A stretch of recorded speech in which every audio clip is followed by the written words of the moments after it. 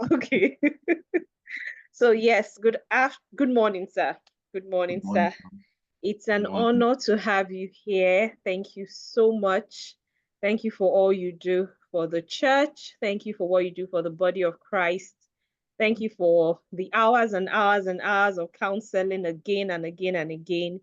We are grateful. I have benefited from it. So it's not something about third party. I can speak for myself too. So thank you so very much, sir. We are mighty grateful. So yes, I'm going to start by reading your profile, and then I'll hand over to you to take your time and just pour the wealth of wisdom as the Holy Spirit has prepared you and guided. And then at the end of it, I'll try not to disrupt you as much as possible. Okay. And then, yes, at the end of it, if I have questions, there were some I sent ahead. I don't know if you noticed them. Yes. So I want us to be able to have a full conversation about this thing. Our topic is youth anti-violence, and we're thinking from the perspective of parents. What role can parents play in preparing the kids? Like we know, we all went through that stage of being teenagers, children, and all of that. And some of the things that God saved us from, it was that we knew what to do to maybe walk away, de-escalate, or I don't know what other technique saved us.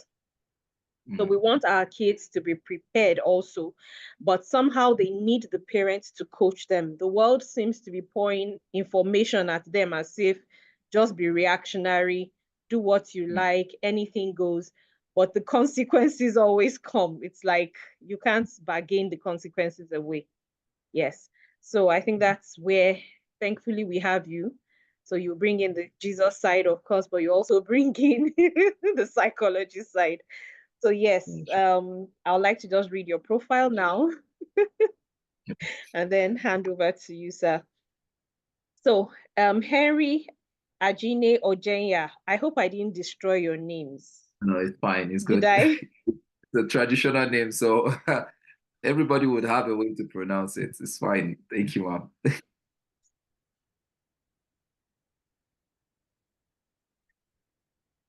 Okay, sir. All right. So Mr. Henry is a passionate mental health professional with over 8 years of professional experience as a clinical psychologist, helping individuals, families, and communities in distress respond appropriately to their mental health needs. Currently, he is the program manager of CHARIS Healthcare and Community Support Initiative, a mental health care and support non-governmental organization in Nigeria, providing pro bono evidence-based services with thematic areas around prevention, training, sensitization, treatment, advocacy, and research on mental health-related issues. Henry is a researcher, visionary leader, competent team player, and an insightful problem solver, interested in solving people-related problems. He holds a master's degree in clinical psychology with several relevant professional certifications. He is currently a PhD clinical psychology candidate with Baze University Abuja. Henry Ojenya is a skillful training facilitator and a master trainer with the United Nations Office on Drugs and Crime, UNODC, on the drug prevention, dependency treatment and care model and drug education model. He is currently designing a model to address the mental health research and knowledge gap in Nigeria, especially around universal health coverage in primary health care. Thank you, sir, for doing this with us. Thank you so much. We are grateful. Thank you, thank you, thank you. So, sir, over to you. Yeah, thank you for the opportunity. Um, I would ask for you just to let me share my screen so that um, thank you for the opportunity. I'm grateful and I'm happy to be here and I'm happy to share just a bit of my knowledge and then also what I have learned in practice, over the while around this subject matter, youth anti-violence and, why is it so rampant, and why does it usually happen? You know, easily people could say that this is happening in other countries and not in Nigeria, right? So, but of course, this is coming home. And what is youth anti-violence? What is violence? And then what are the ways we can address violence? I mean, this might be the discussion we'll be having just for the next few minutes. And like I shared, people would say it's happening overseas, but now, you know, data is showing that there are a lot of violence happening within Nigeria. Outside Nigeria and Africa, it's coming home, and then in Nigeria. I mean, you can look at your locality. People will be saying, oh, yes, it's happening in Nigeria, maybe in the capital cities, maybe in the cosmopolitan states, but not in my state. Maybe I'm still living in a village. It's coming home, right? So everywhere is being found. The difference is that some places there's data, so it's being reported, people are recording the reports, while in other places reports are not being made, right? So statistics has shown that 1 in 5 students have been bullied in school. 1 in 5 students have been bullied in school. So if I count 5 students, I'll realize that one of them have had a case of bullying. And we would, in our discussion, we'll look at what that bully encompasses. And, you know, and this rate has been more in public schools over private schools, right? So in comparison, there's high bullying in public schools over private schools. And as we keep discussing, we realize that the levels of reporting is even really low in public schools over private schools. And there's an act in Nigeria, and the act of violence is contrary to the fundamental human rights of a child, right? So there's an act in Nigeria which talks about the fundamental human rights of a child. Every child has a right. Every child has a right, and every human also, we have our rights. We have our fundamental rights. And in section 33 and 34 of the 1999 Constitution of Nigeria, it shows the rights that a child has. You know, the child has right to protection. The child has rights, you know, to having a guardian in terms of specifically for their age, and also for certain informations, you know, to be exposed to them. And also a child has a right. Youth violence has led to suicidal attempts. And this is, I would share some level of statistics, you know, to say that most people, and I would talk about from experience too, right? So most individuals who have come down with depression and having some level of suicidal ideation, when we do a bit of adverse childhood profiling, we realize that they had been exposed to some form of bully or some form of violence, either physical or any other form of violence, right? So child violence also would lead to or become an underlying issues for suicidal ideation and suicidal attempts. So let's go back to, I mean, if we want to deal with suicide, or we want to address issues of suicide, then let's go to look at people who have been exposed to violence. We can go back to look at them and to ask certain questions, to ask if you've been exposed to violence or not, you know, and that might help us to even deal with issues of suicide. I mean, like abuse and all that, right? So in Nigeria, data has shown that 51.9% of adolescent school students in Nigeria have said that they've experienced at least one type of violence. Children in schools have experienced at least one type of violence. We might just look at the types of violence in our discussion and see which of the violence are children more exposed to over another, or if children are exposed to all the types of violence, you know, and particularly we would see also if this violence comes, you know, in certain locations over another. Are there certain regions in Nigeria that there are certain types of violence, you know, more prominent or having higher prevalence over another? Why we have 27.9% of these individuals who have reported violence, you know, having exposed to violence, being exposed to bullying. So bullying is just a little part of the violence. Violence could be from home, violence could be from someone who is older, so people have been exposed to bullying, and that's 27.9%. And there's an occurrence of violence, more in classroom and, between classmates. So we have a higher prevalence of violence in schools between classmates, right? And 6 out of every 10 children have experienced some form of violence. This is global statistics. And 1 in 4 girls and 10% of boys have been victims of sexual violence. I mean, we just need to know the statistics because it will help us prevent. When we have children, upbringing, when we're growing children in our home, when we're nurturing children, we have to develop, our children. We put these statistics in our minds because we know that it's a possibility that our children can be exposed to violence. And we have noticed that it's more in school than even in the home. Of course, there are statistics that will show for home too, but my research didn't go, along that line. So it's important for us to know what to do as parents, to know what to do as individuals. I mean, God has put these children in our hands, and it's our responsibility to ensure, just like Adam was given the garden, and the Bible says that the Lord asked him to dress it and to keep it. So we have the responsibility of keeping, of protecting our children. And we also have the responsibility of dressing them, so nurturing them and bringing them to the point where they are able to flourish, in the purpose that God has designed them for. And of course, protecting them to the point where they are not exposed to situations, to circumstances that would hamper their progress and hamper their expression in terms of their purpose in life. So that's what data is showing.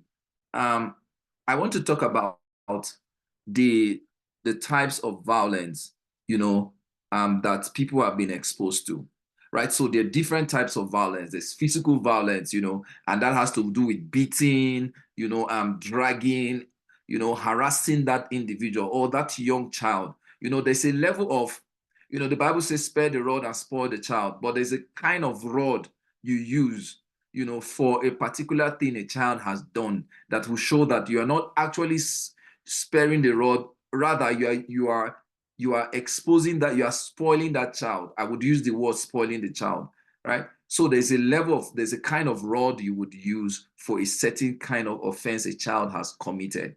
So physical violence would find expression in beating that child, in dragging the child, in punishing the child, beyond the offense that the child has done.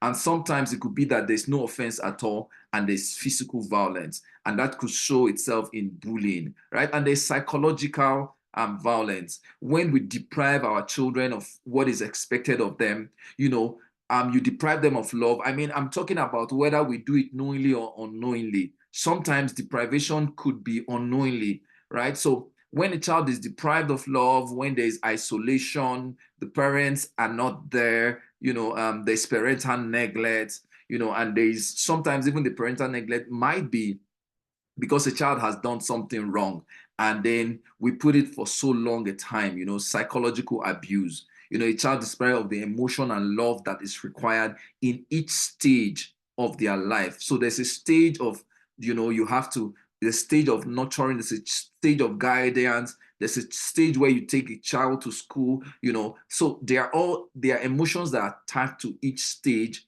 of a child's growth. So when we talk about psychological violence, we're talking about that child not being given what they need to what they need to have, or taking away from them what they need to have in their emotions, in their thoughts, and then also helping them to behave in a certain manner that is responsive, for their age. And then the sexual violence. There's a lot around sexual violence, right? And we have people who prefer, having sexual relationship with children or young people over adults that are of the same age with them or of that age bracket that is required. We talk about pedophiles and we talk about every other thing that has to do with sexual violence. So we talk about sexual abuse, forcefully, having your way with a child or with a young person that is not up to the age of accountability. So we're talking about the age of 18. And then, of course, not even the age of 18 alone. We're also looking at the age of the adult. I mean, if a 40-year-old is trying to have a sexual relationship with an 18-year-old, we look at it as sexual violence or sexual abuse, or forcing yourself. When someone says no and then you force yourself. And then this might be either the act or a presumption of the act, right? So particularly also suggesting to a child what is not appropriate for that child. For example, exposing them to to um, pornographic videos and images, and all. That could also be some form of sexual violence. And we talk about verbal abuse, right? So verbal abuse, calling a child names, name calling, labeling, see your coconut head, you are good for nothing, you will not achieve anything at all, you are just like your father, or you are just like your mother, you see the way you are going, you will end up like so and so person, and then name calling, stupid, stubborn, you are the worst ever, I regretted the day I gave birth to you, and this might be from parents. What about teachers? Laughing, usually so much at a child who had failed, in the classroom, and a whole lot about verbal violence. And then we have domestic violence, happening at home, always giving a child so much labor that they cannot handle within the age that they are, so domestic violence, asking a child is supposed to sleep at least for 5 to 7 hours, and then depriving them of sleep, and then asking them to go sell in the market, and then they stay up late at night. I've had so many stories of children who have to stay up late at night just to work for their school fees. I'm wondering why a child would need to work heavily for their school fees. I mean, if you're training a child to have a bit of entrepreneurship acumen, I believe that that's a different perspective. But putting a child in so much labor where they have to skip school, where they have to, stay awake very late at night.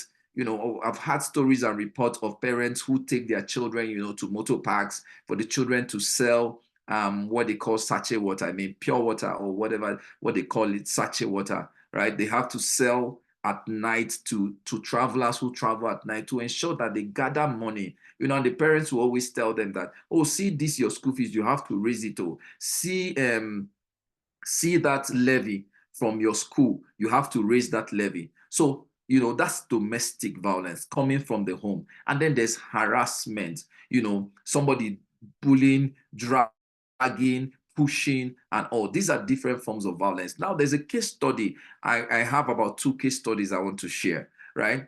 And this case study is about Sylvester Oromoni, and it happened in Lagos. Sylvester, just a 12-year old young man who was, in a school and in Darwin College in Lagos. He died, under just um, very painful circumstance, very sad circumstance.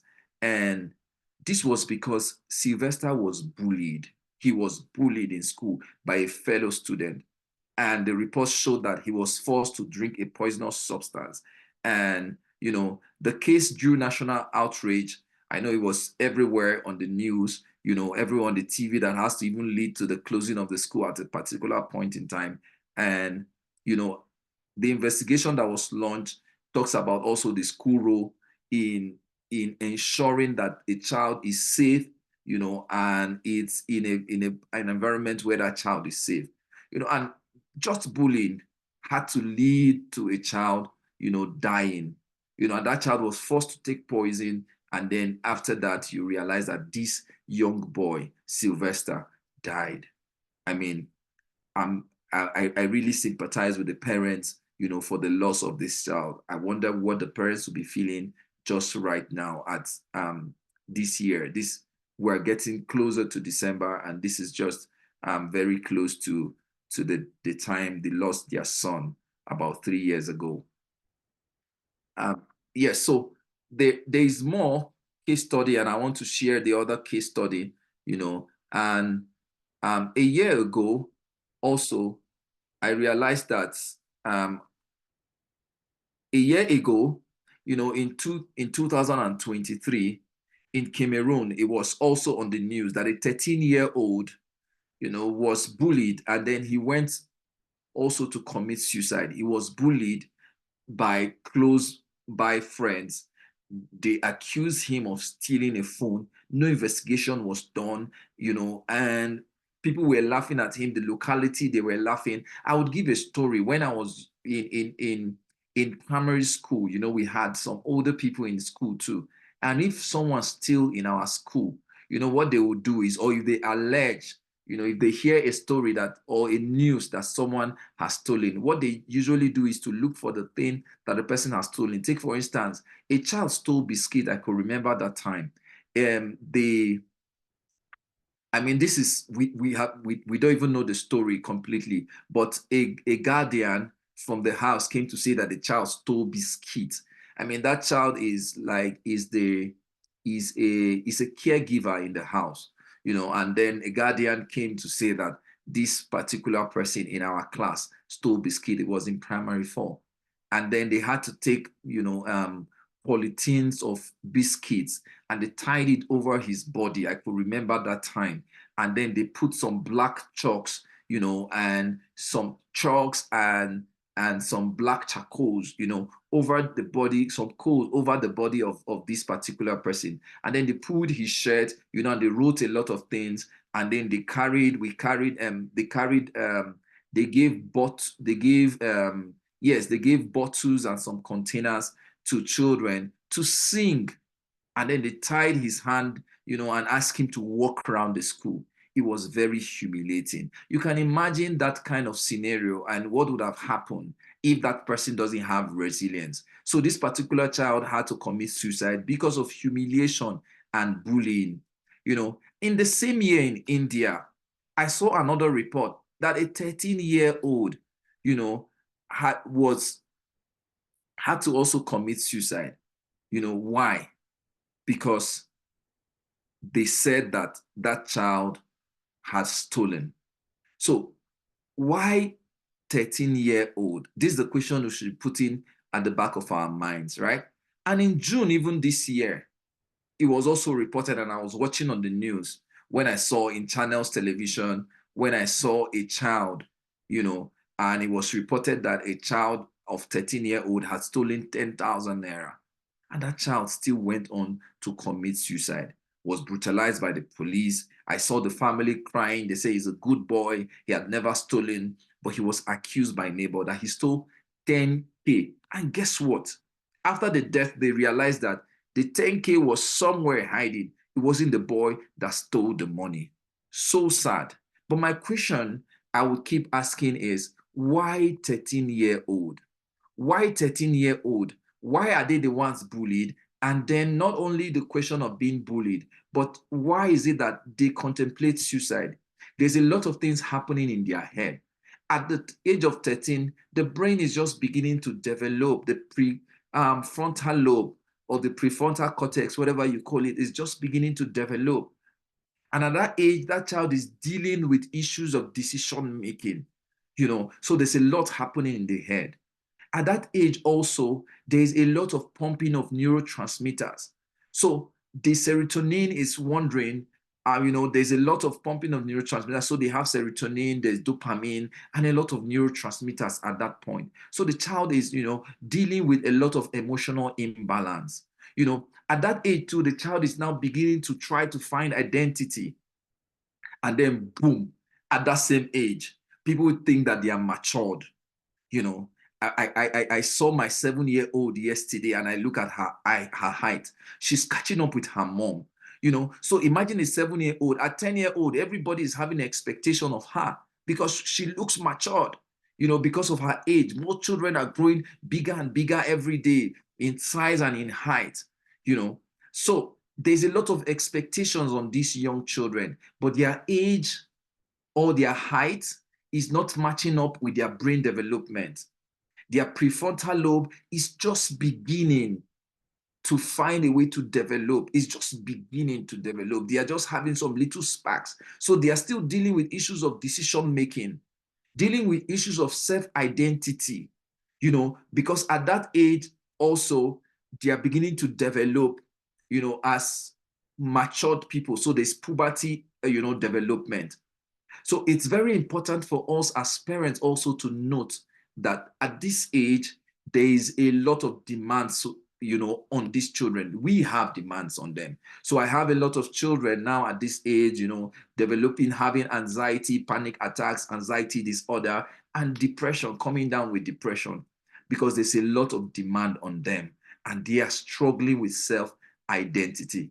Then the world thinks they are matured and they are being bullied too, because we give them a lot of responsibilities to handle, which is beyond them.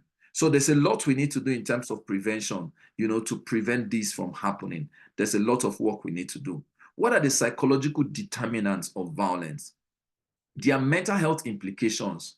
It also causes behavioral changes. So I'm talking about, I spoke about mental health implication just recently, talking about anxiety, talking about depression, talking about trauma, someone who is exposed to trauma, talking about PTSD, because at the end of the day, there might be post-traumatic stress disorder. So of course, that individual might grow up, because that person has been exposed to violence, or bullying, all the forms of violence, harassment, psychological, physical, sexual, and all that, all the other forms of violence, because that person has been exposed to violence. This is an underlying determinant for an escalation of a mental health problem in future. If that person is exposed to high level of psychological distress, that individual can come down with a mental health condition in future. So it means that if we can prevent violence, we're also preventing mental health problems in future, right? So if you can prevent violence, we're preventing mental health problems in future. And of course, there are behavioral changes. That child will begin to withdraw, or that young person will begin to withdraw. They begin to be isolated. They don't talk anymore, to people. They don't show interest in things that they are supposed to be interested in. Of course, it also leads to early exposure of antisocial behavior. I think I've been stuck. The example I gave, some of them shows antisocial behavior. You ask them, come and talk, come to the parlor now and watch movie, or let's go for party, and that child is withdrawing. Let's go to church, and that child is withdrawing. There's already early exposure to antisocial behavior. So that child might begin to develop some levels of antisocial behavior. They might not be able to connect with people, or connecting with people might be difficult. So it might be difficult for them to communicate in the right way. You might say, oh, you're always violent in your communication. You're always shouting when you want to communicate. Why are you, acting this way? There's a possibility that that child has been exposed to violence early.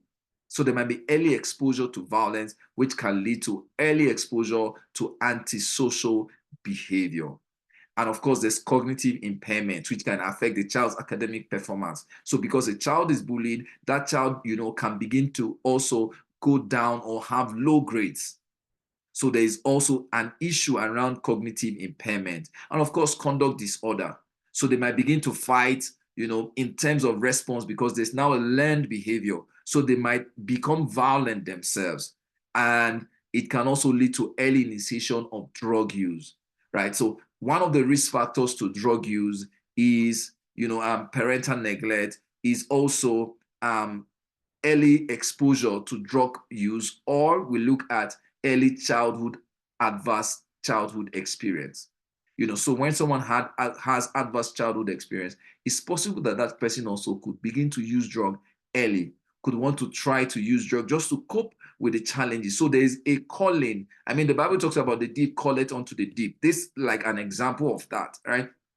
Not what the Bible said though, right? But to say that there's a possibility that that person could be drawn to drug use because there's a spark already in them, because they have been exposed to violence. So they are dealing with a lot of stressful challenges in their head, which can lead to, drug use. Now, what are the root causes, of this? What are the root causes? The root causes of all these psychological determinants we've mentioned could include parental influence. Youth often mimic the behavior of their parents. So why would a child, or why would a young person, we have spoken about also violence happening in school, and we saw statistics saying that the highest prevalence is even happening in public schools over private schools. So why could they be youth violence? Why are youths also the ones perpetrating violence, right? So young people who see parents fighting, father and mother, there's always conflict in the home. I will break your head, though. I will, in the home, there's always conflict. A young person who is seeing this conflict in the home would easily become attached to learning that behavior. So that young person begins to learn that behavior from the family. And before you know it, they become violent. It just goes into their DNA. I will talk about what we call epigenetics. Epigenetic means that when you grow up in an environment where there's a certain kind of behavior, your gene begins to mimic that behavior, so much so that after a while, you become that behavior, right? So this is external, but, influencing you. So that's the question sometimes we ask. Why is it that when a husband and wife get married over time, they begin to look like themselves? That's epigenetics, right? The husband becomes like the wife becomes like the husband. You see them and you're asking them, are you guys sisters and brothers? So that's epigenetic. When a child grows up in an environment of violence, they begin to, mimic that violence, even if they don't see it, because they are hearing, because they are part of that environment. They begin to, conform. Their gene begin to conform. There is a mutation of their gene. Their personality begin to change a bit. So if it's a child who is born not to be violent, because the father and the mother are always violent to each other, that child becomes violent, begins to learn that behavior, right? Of course, there's also peer influence. One of the root causes is also peer influence, right? So a child wants to just become like their peers. They say birds of the same feather fly together, they flock together, they stay together, right? So as you stay with friends, the red color becomes yellow because you stay with friends who always prefer yellow color. So you begin to see that child begins to prefer something over another. So there's peer influence because a child sees their peers, this is what their peers do, this is what they think that is also obtainable for them. And then there's an issue of conduct disorder. Youth with conduct disorder often exhibit a pattern of aggressive and antisocial behavior. And this is behaviors that are outside the norm. Now, this is a psychological problem in itself, right? So when we're talking about conduct disorder, is a problem that we need a psychological intervention. We'd also need prayer, we need spiritual support, we need the parental support to help that child, right? So there's a conduct disorder which can be bettered out of some other childhood or adolescent related disorders, right? So a child with hyperactivity, with ADHD, could also learn some certain form of conduct disorder. So there are certain ways that child could become more violent over another child, right? Because he's dealing with something really stressful. So aggression could be one of the responses from that particular problem. So when we identify children who have ADHD or other form of disability, developmental disability, there's a possibility that they might just be aggressive, because that might be response. Sometimes we ask ourselves, why is it that people who have visual impairment, who they call the blind, people with visual impairment, why is it that they are violent sometimes?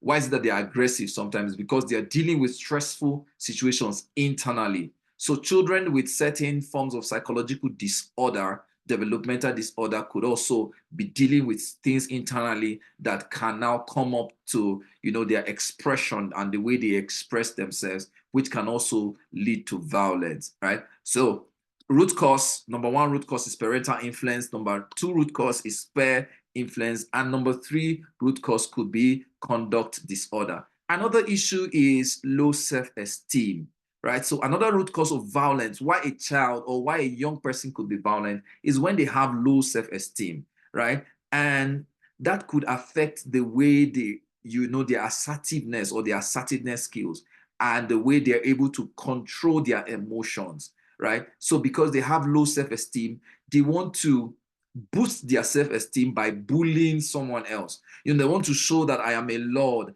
I am the king, because at home they laugh at him. He wants to show, or in school they laugh at him that any little thing you shy away, you run away. So he gets to learn, a defense mechanism and put up a defense mechanism to show that he is not, what they say he is or what they say she is. So that child begins to be violent towards another young person, because they want to use that to boost their name or their title or the way people see them. But beneath that aggression or that violence is a child or or someone with low self-esteem. So that is just trying to hide their self-esteem by becoming really violent. And of course, by statistics, we saw that the highest prevalence is in public schools. Poverty could be one of the things. Economic hardship could lead to stress, could lead to frustration, could lead to hopelessness, and poverty could be one thing. So people in very from very low economic status could be more violent over others from, not very low economic status. And then we have identity crisis. And I think this also has a play on you can marry that with low self-esteem, and you can also marry that with the age of adolescence, because they are growing up. And I shared about why 13, because there's a lot of neurotransmitters happening at that stage, this puberty stage. They are trying to find themselves, they're trying to know who they are and all that. And that could also lead to aggression and violence, right? So what happens in the psyche of a child who is exposed to violence? I talk about the hyperactivation, of the area of the brain that is responsible for regulation and for stress response. So there's hyperactivation of that area of the brain. And of course, there might be a problem now because the child might be dealing with the issues of, regulation of stressors. So they can be that child could come down with disorders that are attached to stresses, and all that. And violence also changes the structure and function of the brain. It's this point, it's something we need to look at again and again, that the structure of the brain is being changed and the function of the brain is being changed. There is a story of someone who was exposed to violence. That person was an introvert, and all of a sudden, that person became an extrovert just because that individual was exposed to violence. So it can change the structure of the brain and even the functioning of the brain. And then there are also a lot of neurotransmitter imbalances, which leads to anxiety, which leads to depression. I spoke a bit about that, that there's an influx of some neurotransmitters, and then some other neurotransmitters have low secretion. So you might have anxiety where there's high secretion, and low secretion of serotonin. That individual could begin to have, depression. Right. So there's also a reduction, like I spoke about violence affecting, changing the brain, the structure of the brain, right? So a part of the brain that's responsible for learning and memory, the hippocampus, is even reduced. So it shrinks because that child is exposed to violence. I mean, repeated violence. We will talk about the severity. The severity and also the type of violence could be responsible for that reduction of the hippocampus, right? So learning is impaired, memory is impaired. So that individual, that child will begin to have issues with learning. I spoke about academic issues, and then also problem with remembering. And then I spoke also about hyperactivity already, right? So there is an issue with regulation of emotions, and the amygdala is also affected. Then I spoke about also the prefrontal cortex, which is responsible for decision making, for problem solving, for critical reasoning. That part of the brain is also affected. So imagine that that part of the brain is affected when someone is exposed to violence over and over again. Look at all the forms of violence we spoke about: physical violence, psychological violence. A child is being beaten, often for little provocation, because the parents are dealing with frustration. They put it on the child, and then on that you add up some psychological, issues, and verbal abuse too. You deprive the child, you beat the child, you abuse them verbally, and then in life that child is now, or that young person is now exposed to maybe sexual violence without them knowing. Because of the sexual violence, it became a lot of things for them to handle. Then you begin to say this child is mumu. No, it's not mumu. There's something that has happened to that child. There's something that's happened to that young person, and it has affected their decision making. So they can't even make the right decisions anymore. They can't solve problems on their own. They become dependent, and there's a lot of dependency syndrome that is caused just as a result of violence. So if we want to deal with some of these issues that we see in our society today, dealing with violence would be one of the things that will help us deal with those issues. Right? So there's also reduced brain activity, right? So there's reduced brain activity and the ability for the brain to begin to form new connections, what we call neuroplasticity. There's a reduction in the ability of that brain to begin to form new connections. When that child is exposed to a new environment, there's a way your brain responds to it. There's a brain, your brain adjusts to new environment. When you are exposed to highlight, if you come to a place where there's high music, your brain adjusts. When there's a place that there's high illumination in a space, your brain adjusts. When you come to a clustered space, your brain is able to adjust. We call it neuroplasticity. When you come to high stress situations, when someone walks in the bank and all that the person sees is figures, the brain is able to adjust to that. And then when the person gets to work in a place where maybe in a news news channel or in a news company where they just talk about information, the brain is also able to adjust. Now, because of violence, the brain loses or gradually loses its ability to adjust and to form new connection. Right? So this violence happen a lot. And the only way we can prevent this violence is to address the root causes or the risk factors I have mentioned. All the risk factors we have mentioned. We can only prevent violence by addressing the risk factors or the root causes. Poverty, help a child who is going through low self-esteem, and then support them with a lot of information. If we're able to invest in prevention, we're also able to address the risk factors. And of course, if we invest in prevention, we're also addressing the psychological implication of this situation. So what are the key points for this session? What are key points for what our discussion so far? Violence has a long-lasting impact on the child, both physically and psychologically. And we saw the areas of the brain that is being affected. We also saw the areas, how that child is affected in terms of their behavior, how that young person is affected in terms of their behavior. We saw also how that affects them even in school. So a child must be protected. A young person must be protected from all forms of indignity, whether in school, whether in public places, whether at home. That person needs to be protected.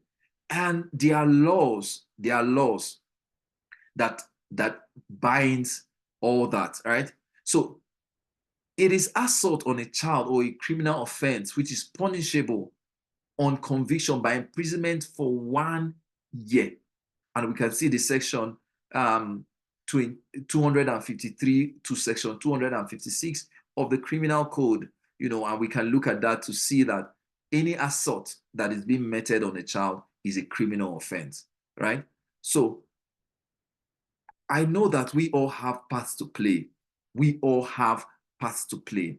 We all have parts to play, both parents, if we are parents, or we are even caregivers, or we are church members when we see that happening. Because you remember we spoke about peer influence. So if you think that it is happening in this family, it's not happening to me. I mean, your children will interact with these children too in church. They will interact with them in school. So it's possible that there can be an overleaking of these when it's not addressed, even to our children in school. So train up a child in the way he should go. And when that child grows up, that child will not depart. Of course, parents also have a whole lot to play. Parents, caregivers, teachers, family members, every one of us have a part to play, both singles, both those who are married, those who are divorced, those who are separated. We all have a part to play in ensuring that we, secure our future and secure the future of our children. Thank you. Thank you for your time. Thank you so much, sir. Thank you so, so much. That was a lot. That was a lot. Thank you, sir.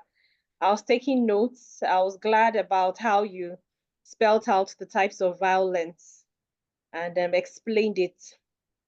I'm also glad you went on to explain that violence from home can end up being seen as, the effect of it in the child's life, even in school or other social settings. So sometimes, they'll say a child is a bully at school, but you won't realize that he actually has been bullied at home and he learns the bullying from home. So somehow it's like by stopping the child at school, you haven't done the job completely. You have to go to check at home what really is happening. Thank you so much, sir. There's so much here. Yeah, so you were talking about, yes, adverse childhood profiling, and I think that's something else to check on for us later. Exposure to violence, how toxic it is, how it can affect the child. And it's really, thank God for the research, what you put together regarding how it affects the brain. So even if people are saying, no, you just want us to be nice to kids, okay, let's tell you that being harsh to your child will actually affect your child's brain. So if that's what you need to hear to be able to curb whatever is within your own self that has to be dealt with. Then I like where the story you told about the humiliation. I don't say, okay, let me not say I liked that. That was actually very moving and touching. Those two stories where the kids eventually committed suicide. Those are things that can be avoided, but how the child's mind was working. I remember one I posted on the couples platform very recently about a girl. I think that was when we're talking about the influence of internet and exposure to internet on the children and all that. There was this one story I came across of a 13-year-old who went for a sleepover, a girl in this case, went for a sleepover with other friends, and they introduced, I think sometimes children these days just try anything. They saw it online that they can try taking a cocktail of drugs. So I think they did cocktail of drugs and what have you, just going through the house of the host, pour drugs together. The poor host didn't know his kids had gone to do that. And the child took it, and the child lost her life. So, there are so many trends and what have we. So just thinking about this kind of things where children have to be watched. I know that, yes, parents don't want to become like helicopter parents and all that, but there's the role to be played because, like you said, at age 13, the child's mind is not fully formed. The child's ability to make good decisions, walk away from bad decisions and all that. Child's mind is not fully formed. So some things that to us adults will not seem overwhelming. To an adult, if people come to accuse an adult The adult will say, I know who I am. I'm not a thief. The adult Mm-hmm. will take steps and maybe getting the police involved to protect himself from, Yeah. whoever wants. Yeah, so the adult knows what to do or who to call on to say, come and defend me here, whether to get a lawyer or what have you. Or for a Mm-hmm. child, it sounds overwhelming. And then those Mm-hmm. kind of situations where you humiliate a child and you say, oh, walk through the whole market or through the whole school, and other children, his peers, join in mocking the child. That Mm-hmm. image stays in the mind. Yeah. It stays in the mind. So these are things that are so true. And then, one just has to go back to ask, okay, yes, what can be done? And I'm glad you gave loads of suggestions about what parents should do, the role parents should play, and how they can be of help. Yes, so some of the questions I have here, so maybe just to make our conversation a bit directed. Let me see. Okay, how to coach our kids to walk away. So in a Mm-hmm. scenario where a child who is not the aggressor is in the midst of aggressive children, maybe they've been taunting him or bullying him or how or something like that. How does that child walk away? Yeah. So thank you, ma'am, for sharing. Thank you for the recap too. It's I really enjoyed the recap. I didn't even know that we spoke so much, around this subject. Yes. So how do we help our child? I mean, this can be as practical as possible. How do we help our child to walk away? Like I said, that we all have a part to play. One of the way is for us to role model, to teach Role our model. child we should stand as a role model as parents, right? So this one, you are not taking a chalk and a blackboard, to teach the child to say, this is how to walk away. But you've shown that you are able to have emotional regulation, as a Mm. parent. You have shown that. So, there's a story, right, of a young man who went to tell his father that I want to get married. I want to get married. And then the father says that you are not ready to marry. He said, no, I want to get married. You know, I have the money. Hmm. I have the woman. So, Equation so I have, balance. yeah, so everything is balanced. I have the money to get married, and there's a woman for me to get married to. So what am I waiting for? And then the father now, took a scissors and tore his trouser while they were having a conversation. And the guy said, what? Why did you do that? And he told him that. Then the father told him, say sorry to me. And then the son said, no, how can I say sorry when you hurt me? And he asked him, say sorry. You must say sorry. The guy said, no, he's not going to say sorry. That the father should rather say sorry to him. And it was a very good father-son relationship where the father says sorry when he offends the son, and the son is able to say sorry. So the young man was expecting his father to say sorry, and the father refused. The father kept insisting to say that the son should say sorry. And the father took the scissors again. If you don't say sorry, I will tear another part of the trouser. He said, this trouser is very expensive. He said, I know, but I'm going to tear it if you don't say sorry. And then the son finally goes obliged and says sorry. Then the father said, now you can go and get married. Because in marriage, you say sorry for what you've not done, right? Hmm. So how do the parents respond? I mean, do we always insist on our rights? And the child keeps watching, and say, okay, this is how Hmm. you need to behave. This is how I should behave. So when someone comes, charging at me, I think I should charge back because this is Yeah. people should behave. So, I mean, the first way as parents is that we should model that behavior. Our children are watching us, our young people are watching us. How do you wake up and know that you need to do family devotion? Because you learned it from home. How do you wake up and know that you need to make up your bed? Because you learned it from home. You saw it and then it became part of your life.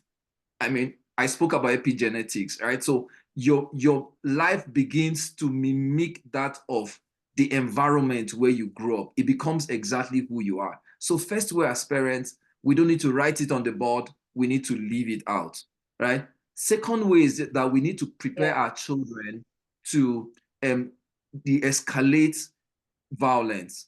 So we need to prepare them by telling them what violence is.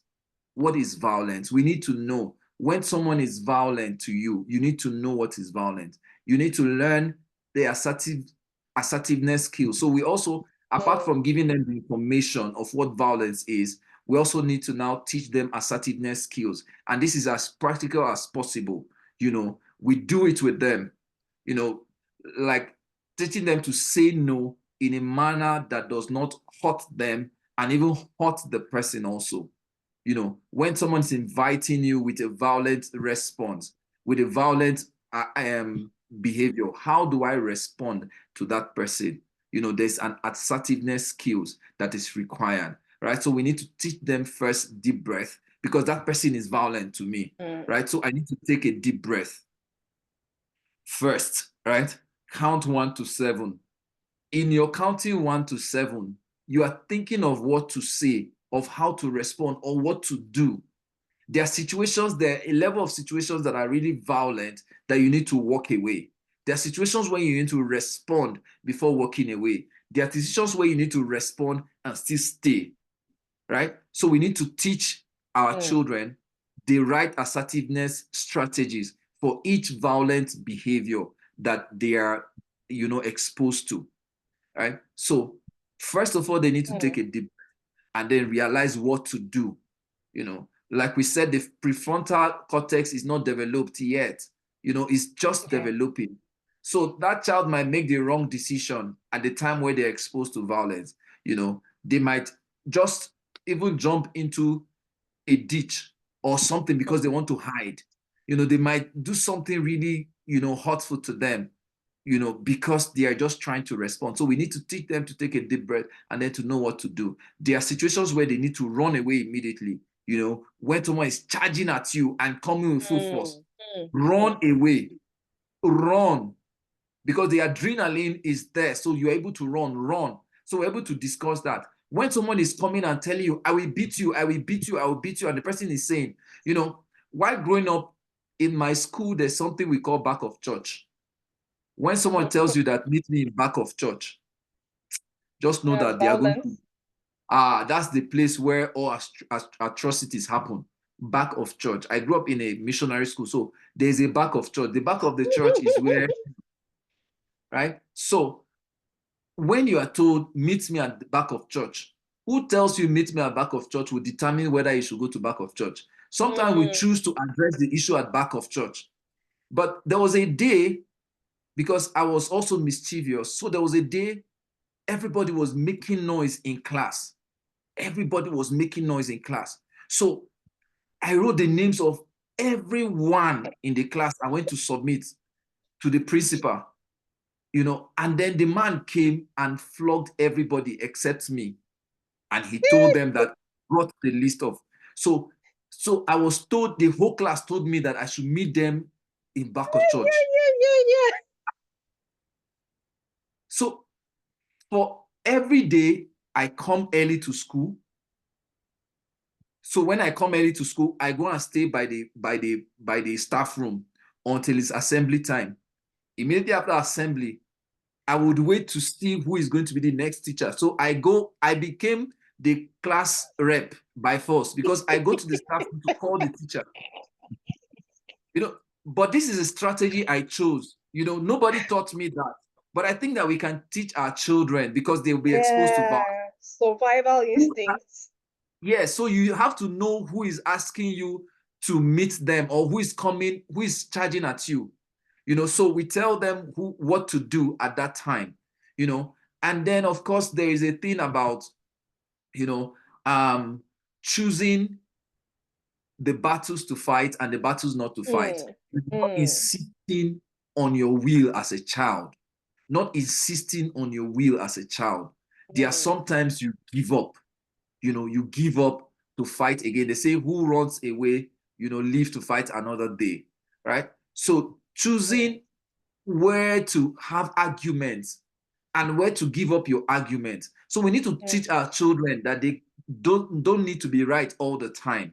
You know, sometimes you can play football with your child and allow them and beat them, you know, beat them, win them, so that they know that they can fail in life. You know, so we're teaching them, let them know that they can fail in life. In life, you can fail.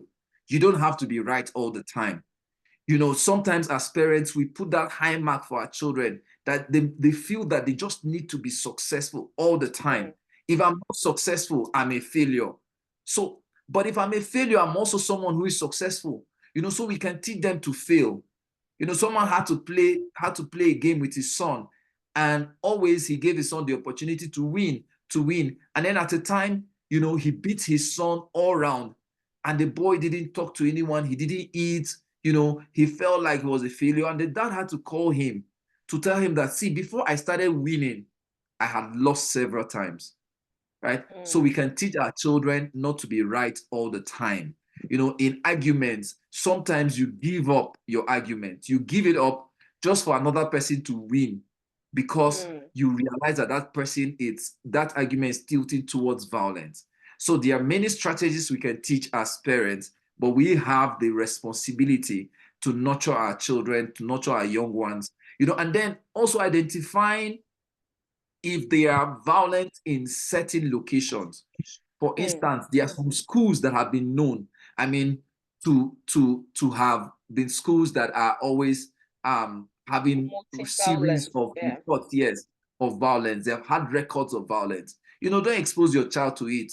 Don't take your, we have the, you know, we have that responsibility. Like I said, God put Adam in the garden and God asked him to dress it and to keep it. We have the responsibility to dress and to keep. So protection is a responsibility. Protecting our children is a responsibility. And there are places where we not expose them to. We are places where we can't take them to. There are families we can't take them to. You know, there are places we can't take them to. There are demands that they ask. Come on, let them come and spend weekend. Oh, I'm sorry. There are places you cannot take them to. There are things we cannot accept to do as parents. Because I heard a story of Fela Durotoye, why the children were growing. It's either Tara was at home or he's always at home. None of them travel together at the same time. I mean, not that they're at home, but they're in town. None of them travel out of town at the same time until their children became of certain age. You know, so we can choose, because sometimes there are demands of life that might, you know, warrant that the father is not in town and the mother is not in town.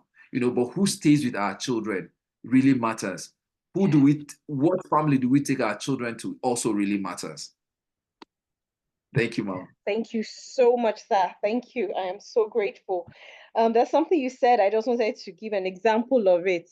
I remember that growing up, my mom used to say, he who throws the first punch is not the one who determines if there's going to be a fight. And I never forgot that statement. She kept saying it that check the situation.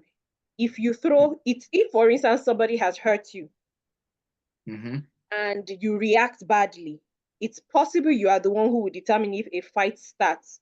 Now, the interesting thing is the next point, which is consequences. I understood quite well from the family I came from that you don't fight outside. Although there was lots of fighting amongst us, the children, under our parents' roof.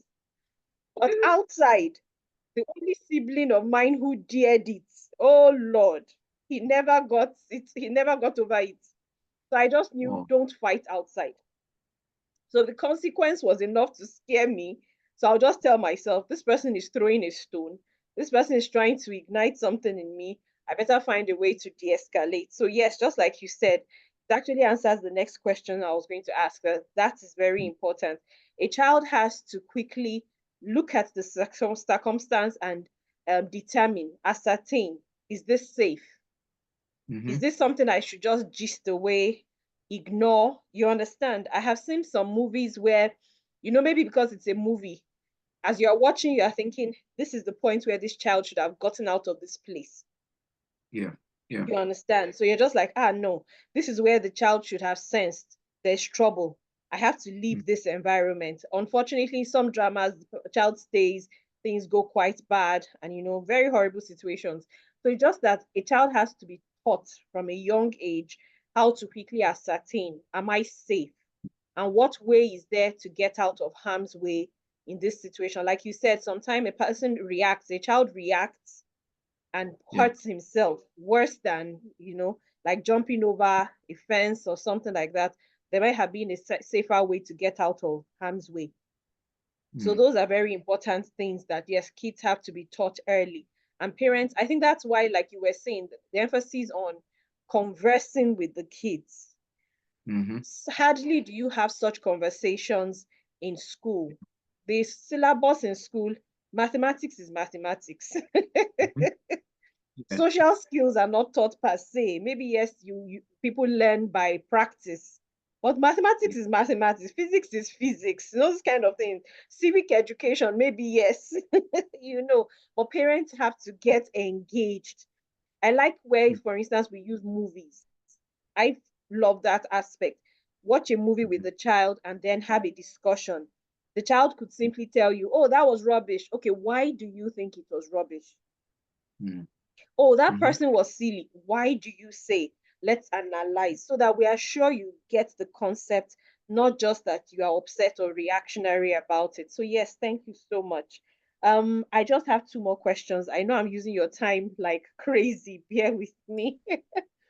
How to not be an onlooker or a cheerleader of strife.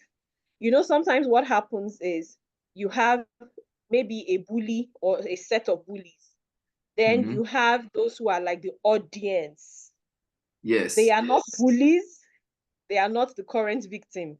They may have been past victims or maybe Yeah. future victims. But then they are watching and then they are cheering on. And for the mind of most times kids who are bullies, when they hear that cheerleading noise, it's as if it fuels it. It Yeah. fuels it. So I'm thinking no parents would like a scenario where maybe you hear there was a violent incident in school. Okay, my child was not the bully. Oh, praise God. My child was not the victim. Oh, praise God. But then you hear, but your child stood in the crowd, joined in the clapping, joined in, you understand? And then your mind, you're like, okay, that was not good. But the child did not know what to do. Maybe the child was even afraid. If I speak up here, the attention will be put on me and then I become another victim. So what do Yeah. I do? So how does such a child handle that kind of scenario so it doesn't become something that is traumatic for the child to deal with for years after? Is there any thoughts, anything that can be done? Yeah. Thank you for sharing, ma'am. Yeah.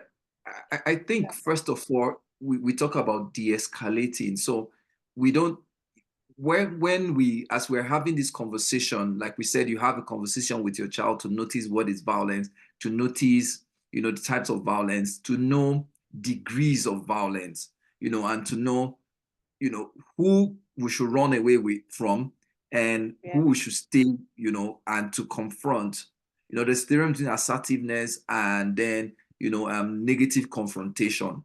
So how do we confront? If a child is able to notice, then they know when all violence is coming, not for them also, but for someone else, right? So they know, and they're able to understand the early warning signs, even before it happens. So you can help that individual or help a friend to know that, see, what is coming is really huge, it's really big. Let's walk away, let's walk away, let's walk away, and you can help that friend. And then that individual, if the violence is coming from someone you can confront because of maybe size and all, and you have, let's use the word liver, then you can that child can go to meet the individual bringing the violence, to confront that individual, to calm that individual down.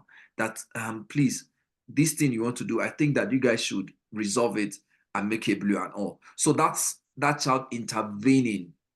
Okay. Now, that child Intervening, has yeah. not, yes, has not stopped the situation. I mean, has not stopped the reason why that has happened. But that child is able to intervene and down whatever would have happened, as a result of that. another way to help someone who is an onlooker is for that person to use what we call positive distractions. Okay. Right? Okay. So you can, yeah, Awesome. you can bring in positive distractions to divert the attention of that person.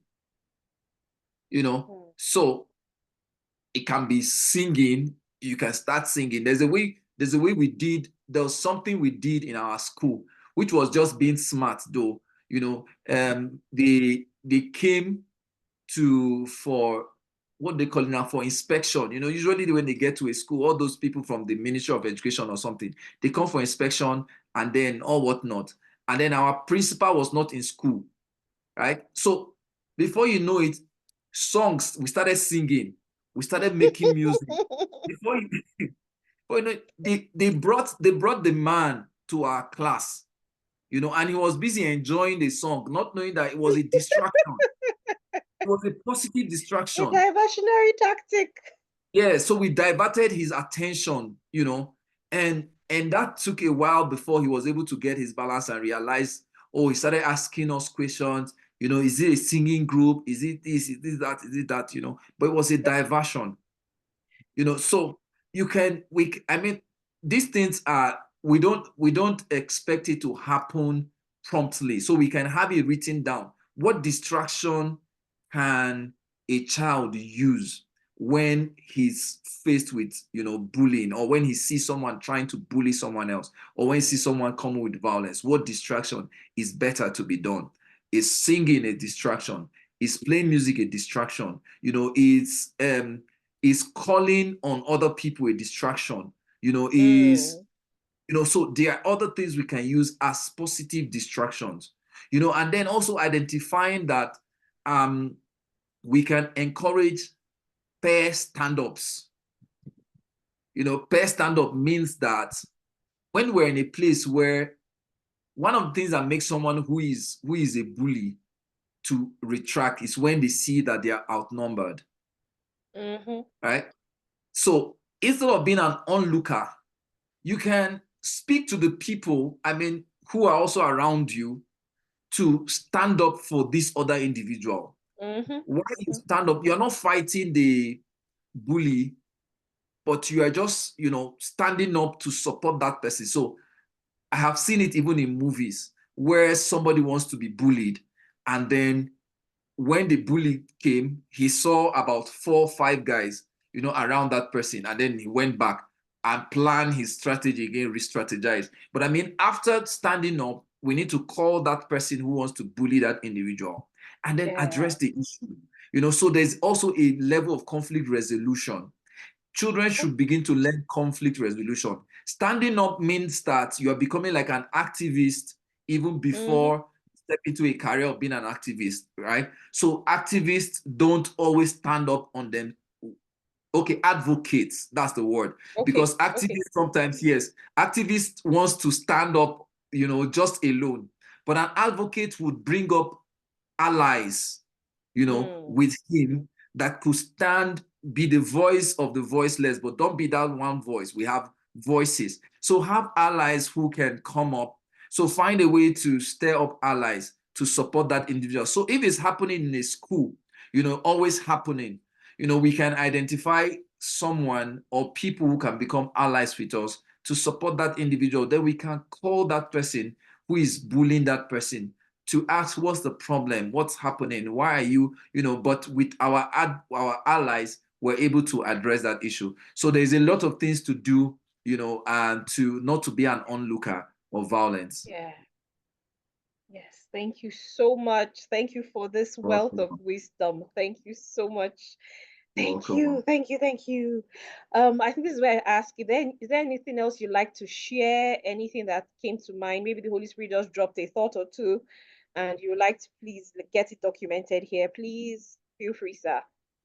Yes, I want to add on that we should be adults that could accept reports of incidences of violence. We should be in a space where we are approachable. You know, we should be in a space where we can accept reports of incidences of violence, right? So our children could talk to us as parents. we could have a conversation with them. Let's not live a life of isolation, with our children. Don't be like children and then adults or parents. There are things children should know. There are things that parents should know. There are places where things that, this age now, children ask a lot of questions. And I think that when we keep shutting them down, it becomes difficult for them to, tell us when someone is trying to be violent towards them. So, I'm encouraging all parents. It's really difficult in these trying times where you are trying to make ends meet. You are dragging two ends and they are refusing to meet, and you're just there, trying to ensure that the ends meet. It's also important while we're trying to make ends meet that we find a way to have communication with our children. It could be, it could be during the day, it could be at night, it could be during family devotions, and all. We should be able to have good conversations with our children. Right? It's important. That reminds me of a scripture where the Bible talks about the steward, and the master was about to travel and he gave different talents to different stewards. One of the steward he gave one, the other he gave three, the other he gave five, and then one of the steward came back with 10, and to say, Master, this you gave me, I've been able to pour, I've been able to, nurture this, and it became more for me. Right? So we're stewards and we're worthy stewards of God's resources. God has given us children. Even if it's not your biological children, the ones that God has put in your space, God has given them to you. And I think that at the end of the day, we would have to give a report of what we had done with the resources that God has given to us. So I'm encouraging us that it's not easy. But one of the things I believe that God has called us for as Christians is for a life of balance. So creating that balance in terms of trying to make money, trying to be at home as a father, trying to be there for your wife as a husband, or trying to be there as a wife, trying to create that balance to support your husband, also trying to create that balance for your career and the space where God has put you. God has given us grace, and it's important for us to always at each time ask him for grace. Lord, I need grace for this particular assignment. I need grace for my children. I need grace for my wife. I need grace for my job. I need grace so that I can become more than I am. And then at the end of the day, the master can call me someone who is a faithful and obedient servant. Amen. Amen. Thank you so much, sir. I am grateful. We are grateful on behalf of Covenant Keepers TTC. We say thank you, thank you, thank you, thank you, thank you. Thank you for your time. Thank you for the research. Thank you for the wisdom. Thank you for being so patient with us. Oh, this is a recording that we made you do this twice. We're sorry. We are so sorry. Thank you so much, sir. I like your final words. It just placed this thought through me. I say it that my biological father and I cannot keep a 1 minute conversation. Because no, growing up, it was formal. You think about everything you want to say to daddy before you sit with him. Their generation was like that. Yeah. So it was always formal. So there was a lot about us my father didn't know. But with my mom, you could talk while cooking, talk while doing chores. You just talk about, you don't make it formal. And that really helped. So thank God my mom was there, and that helped a great deal. So I think, yes, like you said, it's important that intentionality be put in place, that conversations be held, and of course, casual conversations. The formality sometimes makes people cut off important information without even realizing that they've cut it off. Yeah. Yes, so it's so very important. Thank you so much, sir. Thank you, thank you, thank you, thank you. Thank you so much. I'm honored to be here, and I'm happy to have this conversation. Thank you, sir. Thank you so much. So I think I can stop the recording now, and then I'll pick your brain on something else. So please don't run away, except if